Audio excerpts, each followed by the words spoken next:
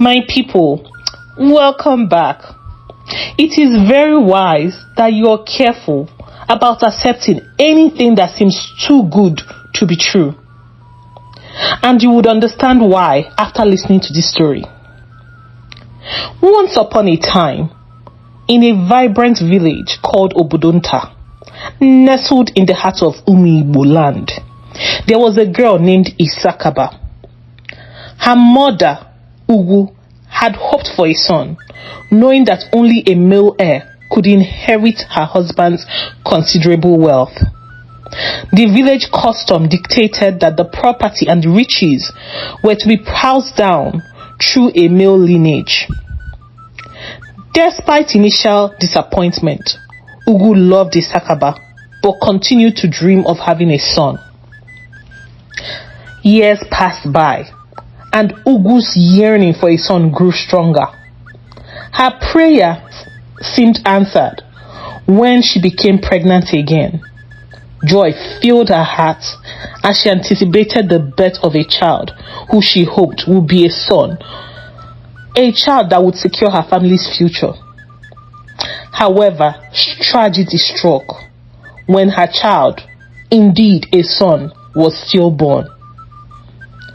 Ugwu was devastated as she had waited 5 long years after her daughter's birth for this moment.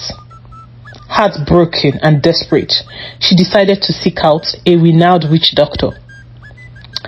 The witch doctor, known for his dark arts, offered Ugwu a glimmer of hope. He told her that he could bring her son back to life, but the price was steep.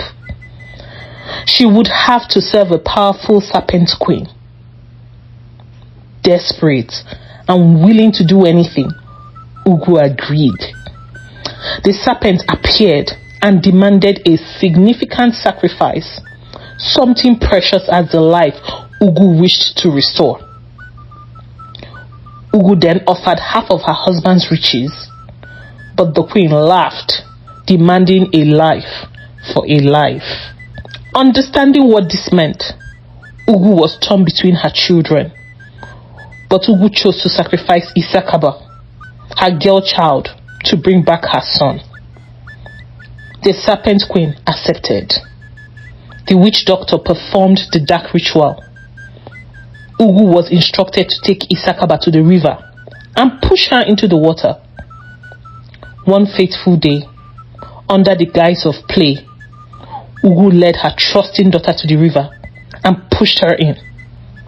A massive serpent appeared, swallowing Isakaba whole and dragging her into the underworld. Ugwu carried her son, who was now alive, back home from the witch doctor's shrine. In the serpent realm, Isakaba transformed into half-human, half-serpent creature and served the serpent queen in her chamber. The rule was that the longer you stayed in the serpent world, the more you transformed into a full serpent, and you will be unable to change back into a human. As a serpent, Isakaba had only one wish: to return to her human life. She never forgot her family, and she cried every day in the serpent world. After many years of living in the world of the serpents, Isakaba mustered up courage, begging the serpent queen to allow her return to her family. The queen said that Isakaba could not return because she did not like to lose souls. Isakaba then asked for the cost of regaining her life. The queen demanded 5,000 souls in exchange for her freedom. Isakaba did not know how she would gather 5,000 souls. She then thought about it and remembered that she loved hair. So she learned to braid hair and perfected her skills on the half-human, half-serpent in the underworld. After perfecting her skills, she decided to return to the human world to win souls for her freedom before she completely turned into a serpent. Isakaba went to Ahumiri village and started making hair. Isakaba was fast, talented, and charged very little money, becoming the most sought-after hair braider in the village. Unbeknownst to her client, Isakaba will cut a piece of their hair, tie it up, and take it back to the serpent queen. The serpent queen would then cage their souls forever. This caused the clients to become unfortunate, losing money carelessly, losing properties, which were then taken by the serpent queen spiritually. But one of her clients, Uju, experienced this same misfortune. After getting her hair braided by Isakaba, Uju started having dreams at night where she chanted and bowed down to a serpent queen. She was in tears. Her life was falling apart. Even her love interests left her. So Uju sought the help of a powerful seer who told her that her destiny and soul were under the control of the serpent world.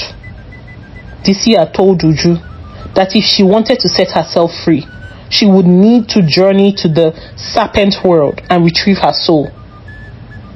This sounded very daunting to Uju. Uju knew that the hair braider was the number one suspect. So she tried to capture Isakaba. She tried to lure Isakaba to her home at first, but failed to capture her.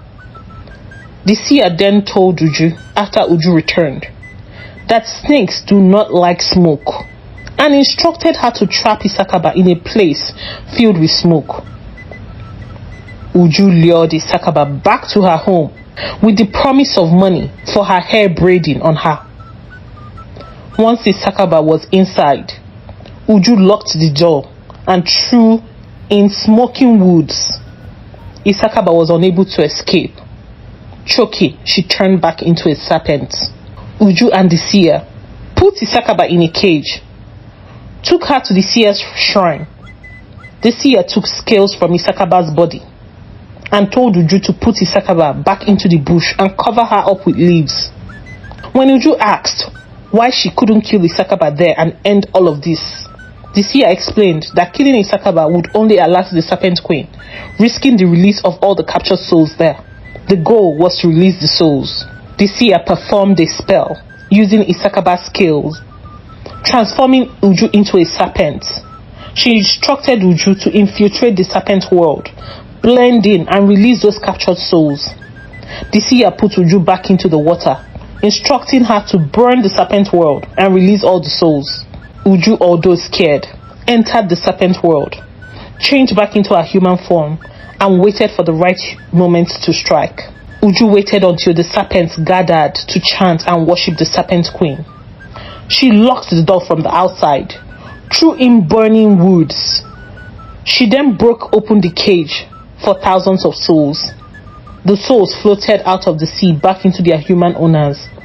The serpent world descended into chaos as the serpents succumbed to the smoke and choked. Uju watched the serpent world from the sidelines when they went into chaos. Isakaba, regaining her consciousness, rushed to return back to the serpent world to warn them, but it was already too late. The serpents were unconscious from the smoke, and all their souls had disappeared. The serpent queen was furious with Isakaba and sentenced her to life for causing such a calamity. Knowing she would die, Isakaba decided to kill the serpent queen. She did not want anyone to fall prey to this kind of life. Seeing what the smoke did to the serpent world, she decided to replicate it. One day, while the serpent was in a trance cultivating to gain more power, Isakaba locked herself and the queen inside the queen's chamber. She wore the queen's crown, showing that she wants to take back her power, and fearlessly burning them both to death. She was very happy, knowing she could not let the serpent queen live and continue to destroy lives. Upon the queen's death, the entire serpent world collapsed in flames. All the souls returned to their owners in the human world, who then regained their fortune and health. Uju's love interest came back, begging for her hand in marriage, not knowing what came over him in the first place. Uju reported everything to the king. The story became a lesson for everyone to be cautious of their surrounding, to be wary of things that seem too good to be true for the price. The story was also passed down from generation to generation, teaching people a valuable lesson. The end. If you enjoyed this story, please like, share, subscribe. Watch our other interesting videos posted on our channel.